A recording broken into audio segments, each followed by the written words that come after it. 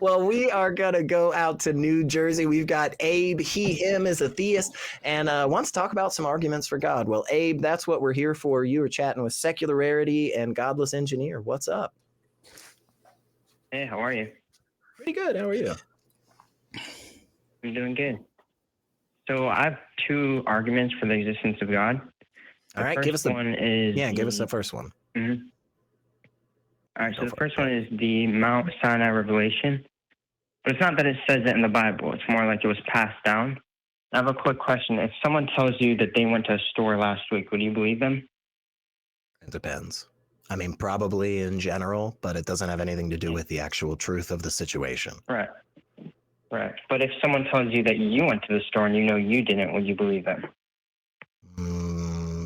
Again, probably, but it depends on the situation. Because, for instance, I know for a fact I have done things I do not have memory of. I know for a fact that happens on a regular basis. So it is very much possible that I did that. But yeah, in general, both of those things, I'd probably be like, shrug my shoulders and, yeah, sure.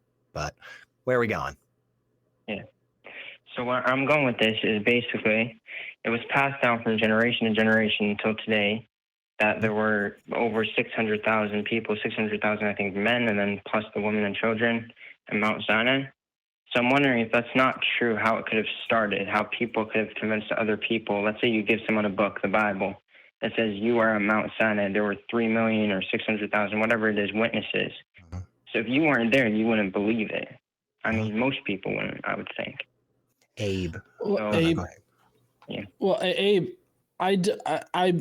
maybe Secularity understands like where this is going or how this relates to like God, but I'm simply not following you here. It sounds to me like you're making an ad hoc claim that there was some kind of prophecy, which is magical, by the way. There's some kind of prophecy that supposedly was handed down from generation to generation, and now we're apparently this prophecy applies to today in some kind of way. But regardless of all that, what is let's just say the population numbers are correct at Mount Sinai. I really don't care. How does it prove anything? Like what? I mean, so I get a lot of questions, I guess. Like, how does it prove anything? Also, how do you know that this quote unquote prophecy wasn't just something that was made up after the fact to fit the circumstances that this person already experienced? There's just a lot of like historical questions that we got to ask, like what's your historical sourcing for this? Where are people getting this information? If you're just going to, in an ad hoc manner, say, oh, God gave this to some random fuck in the Israelite nation or whatnot, and then they just passed it down, this is going to fall flat for me. I don't understand how this could ever hope to prove anything about God.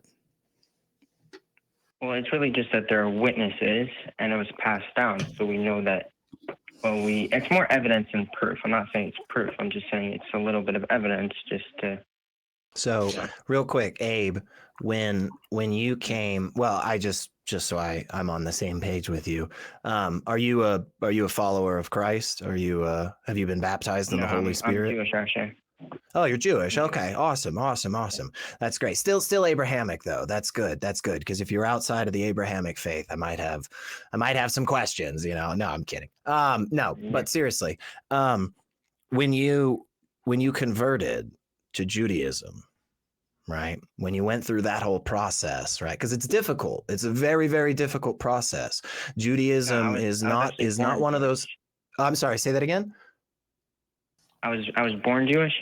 Oh, so this particular thing that you're bringing up, for instance, had nothing to do with your belief. You were just raised in the faith. My father told me, and his father told him. Right. So you were just, but hang on.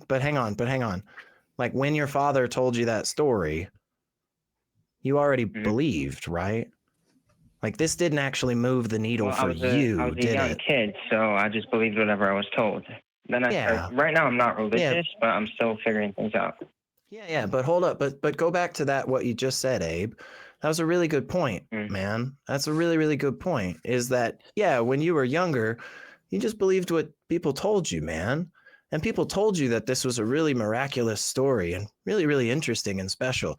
A buddy of mine was raised in the Hindu religion. And in that religion, they also, surprisingly, have really miraculous stories.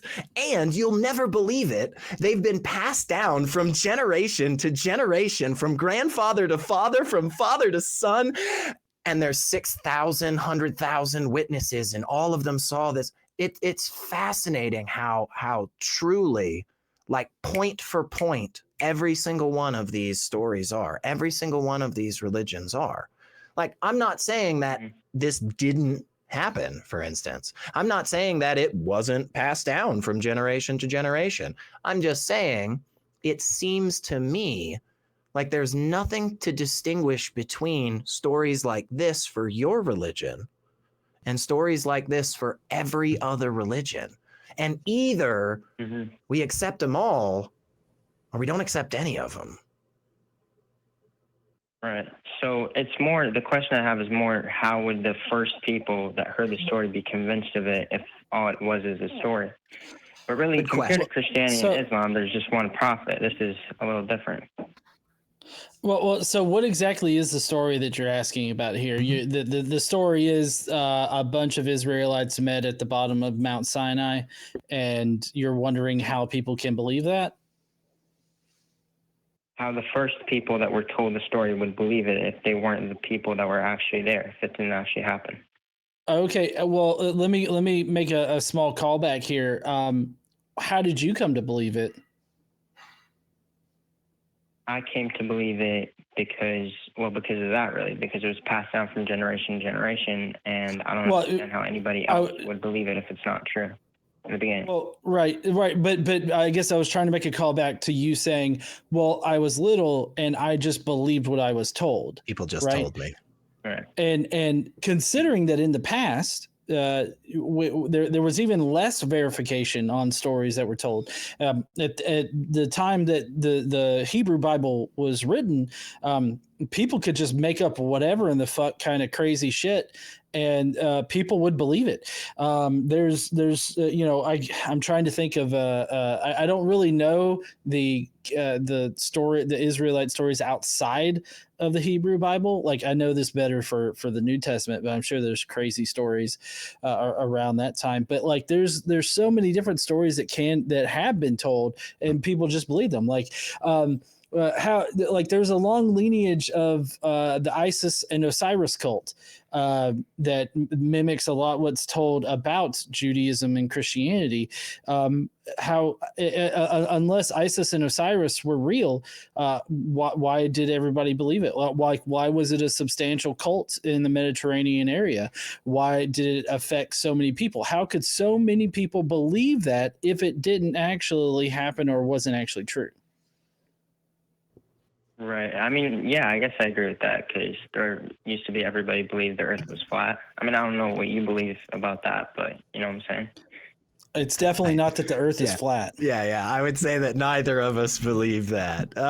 But yeah, Abe, I think this is something that happens all the time in these types of traditions, right?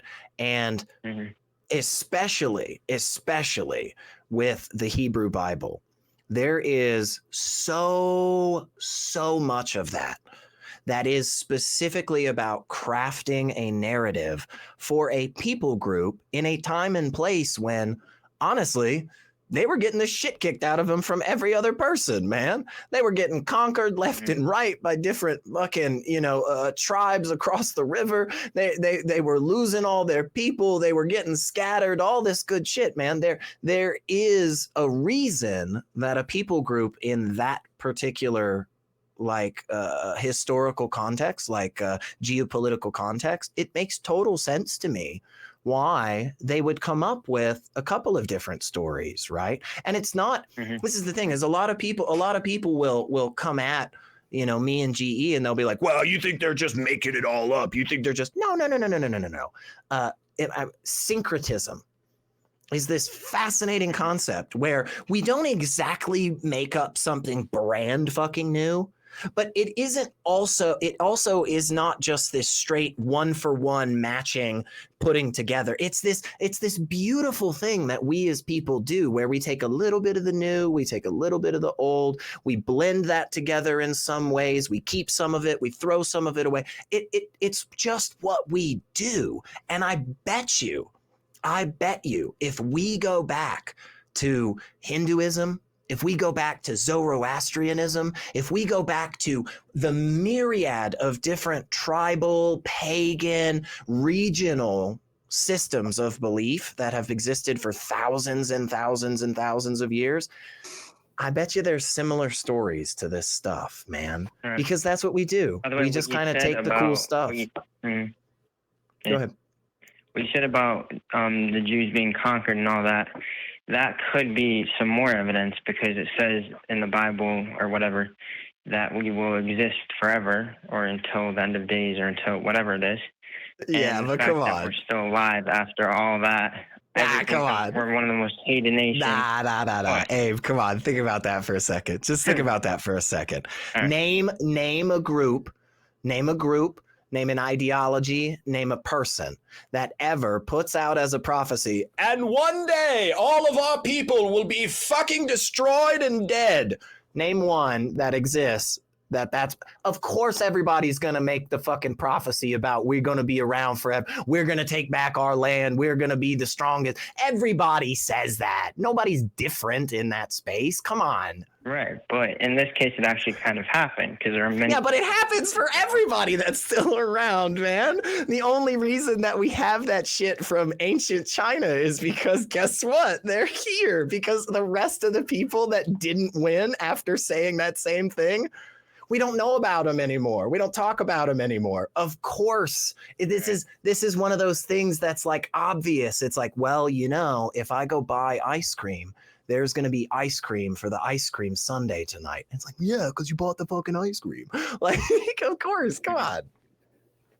Yeah, that sounds a lot better in my head, I guess. but that's the thing, man. This is how so much of this stuff is, man. This is how so much of this stuff is. It sounds really, really good to us.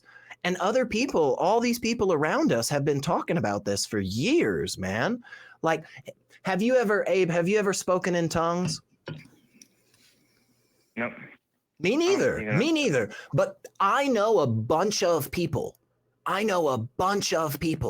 who grew up in that space, and they were like 8 years old, and their mom or their dad or some church leader that they looked up to, right, as this person of authority, they came up to them and they said, as an 8-year-old, they said, one day you'll have the Holy Spirit inside you and you'll be able to speak in tongues just like a true believer of Christ.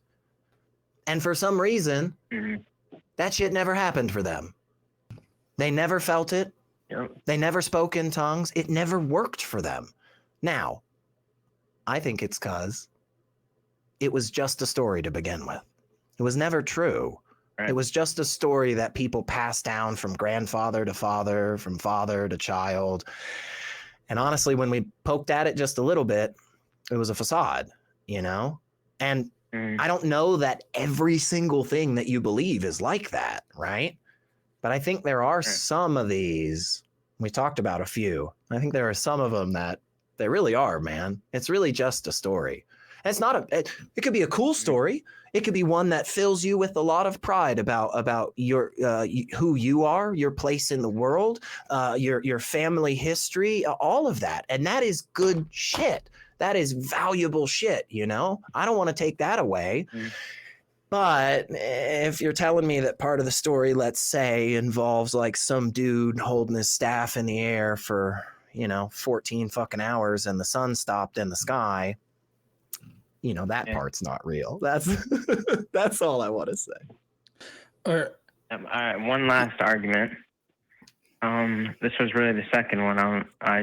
When you said something about conquering the Jews being conquered, I just thought of that one. But that's okay. Go for it. Basically, this one This one is that one thing we can all agree on. If we don't agree about God, we don't agree about lots of stuff. Are we in the Matrix? Are we this? Are we that? One thing we can agree on is that we exist, right? Yeah, I think so. Or something exists, because we could be in the Matrix. I feel pretty good about that there is a reality. So. All right. So I don't know if you're going to like this one, but basically it's that the definition of God is existence. So by believing in existence, we're believing in, call it God. I don't mean like a man in the sky. I mean existence. Well, so the problem that I have with this is that you end up just equivocating some words here. Like you're just reducing the idea of God down to something that just doesn't make that isn't descriptive of what people generally think of as God. So you're kind of doing a bait and switch here with defining God as existence. From the Kabbalah. Okay. I don't care where it comes from. It's still a bait and switch. Like it's a bait and switch on the idea of what existence is, how existence is defined, and all that kind of stuff. So like, if you're just going to define existence as God and just give existence the label of God, then I mean, you're just ad hoc. You're kind of ad hoc changing it so that your argument for God works because we exist, but it's not actually proving anything about God. You're just redefining terms. Mm-hmm. But if that's what God is, then. But how would you know that, Abe? How would you know that? Well, we don't know. We don't know that. But we don't. That's the. But how do we know about existence? How do we know about there seems to be, we all agree, there seems to be something out here that we call reality or existence, right? How do we know about that? How do we look into that shit? Well, we see, we feel, we think. There's got to be something. Yeah, and there's a system in there. We put together this thing a while ago, right? Called the scientific method. And that's what helps us understand the reality around us. That's what helps us distinguish the things that really do exist and the things that don't. And if time after time we go looking for this God and it doesn't seem to be there, that seems to tell me it's probably not there. And like John was just saying, I think there's a lot of stuff that we really get, a lot of shit comes into our pudding, man, when we start equivocating on stuff like this. When we start saying that God is love, when we start saying that all of existence, the universe, the fabric of reality is God, is the mind of God. Like, I think the problems that we fall into there, even though we don't see them right away, I think they're some of the most harmful things that are kept in religions. Because when we get real flowery about that shit, what happens is a lot of stuff gets smuggled in. A lot of things all of a sudden start seeing. You can go more into it, really. I don't know all of it, but there's a lot more to it. And also, you said the problem is that you're changing the definition of God. I mean, broadly speaking, yeah. Do you know what an equivocation fallacy is? Have you ever heard that term before? No, honestly, I haven't. It basically just means that, like, we've got a bunch of different words out there that have multiple meanings, and in some contexts, by using one of those meanings of the word, it makes your argument make sense. It makes it valid, right? But in other contexts, a different usage of that same word makes it nonsensical, right? It doesn't follow anymore. And so that's kind of what GE was saying. He's saying, like, man, you're taking this definition that we have and you're really twisting it and warping it into a way that, honestly does not work in this fashion. And I agree. I really have a problem when we do the whole, like, Spinoza's God, when we have that whole kind of pantheistic, panentheism type stuff, because I just think that it feels a lot better to people. It makes people feel a lot better, but all of the harms are still inherently a part of that. Honestly, I think one of the best analogies I can give is lethal injection as a death penalty in the United States. One of the reasons that we do lethal injection in this country is because it makes us feel good, because we don't have to see somebody suffering, right? And only recently, as more and more companies have started stripping away the rights of these prisons to use these medications, we're starting to see the harms that are happening to these people. There have been so many fucking botched executions in the last decade. It is disgusting. But that was why we stepped away from the electric chair. That was why we stepped away from the firing squad, is because it made us feel like we weren't doing something super fucked up. But in reality, we are putting a human being to death still. That's what's happening. And the same thing in this concept where we say, man, my God's just love, man. My God's just energy, man. My God's the universe. No, at the end of the day, you are still using the exact same pattern of thinking, the exact same methodology that leads to all of the same harms that I feel really confident, Abe. You and I agree. We want to minimize that shit. We want to get rid of that shit in the world, you know? I think this pattern of thinking, unfortunately, is what leads us to that stuff, though. So we've been talking a lot with you, Abe. So wrap us up real quick and we'll move on. But all right. So what you're saying is that so you don't like the idea that God could be like a creator, personal, and existence at the same time, or you just don't like using different words for different things? Like what exactly? I'm a little bit of a hard time understanding exactly what you're saying. I think the creator God is in that version and understanding of a deity that can be demonstrably shown not to exist. Okay. I think when we put those types of criteria and understandings on a version of a God, I think we can show time and time again to your satisfaction that God does not exist. On the flip side of that spectrum, on the opposite side, where we are equivocating between God and love or energy or whatever, I think those things are still just as harmful. Or unity. Say again? Yeah. It's more existence itself, for unity and harmony together. I still put it in the same category. We understand like the angle that you're taking with your argument here. I think that what it gets down to is that it seems very ad hoc in nature, meaning that there's no supporting evidence at all to say that, oh, God is necessary for existence, or that God is existence. I feel like you're just stating that. Like you're just stating God is existence without actually proving that it is. Well, it's not really me. It's more the Bible or the Kabbalah. But so the Bible states it. What do you do? That verse, you technically believe in that God. I don't. Yeah, sorry, Abe. I don't care where it comes from. Like it could come from a napkin that you found in a 7-Eleven. It doesn't really matter. It's still just an ad hoc claim that this God is existence. I know we need to move on because we do have calls lining up now.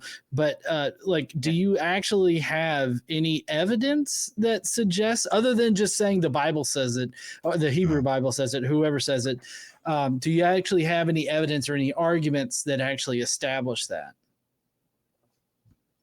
If God is in existence, then I guess I don't. So yeah. Hey, that's great. Honestly, that's not a bad place at all, Abe. Like you said earlier that you were still investigating some stuff. You're looking into some things. You're learning stuff. Like that's awesome, dude. That is the best fucking place to be ever. Don't ever stop doing that. And just give us a call back, like in a week or so, and just tell us what you learned. And yeah, thanks so much, man. We appreciate you. By the way, can I say one more thing? Yep, go ahead. You caught me right before I was about to rudely click the button. So you got 2 seconds. Go. Yeah, what you said before about atheists, that people dislike them, I actually love it because it's skepticism. It's questioning things. And also, young Sheldon? Yeah. I've seen the show. People love him. He's an atheist. You know what I'm saying? Hey, that's right, and that's what we need more of, Abe. We need more cool atheists out there, living and showing people that it is okay, and not only is it okay, but the water is pretty damn nice. So, thanks so much, Abe. I'm going to drop you real quick.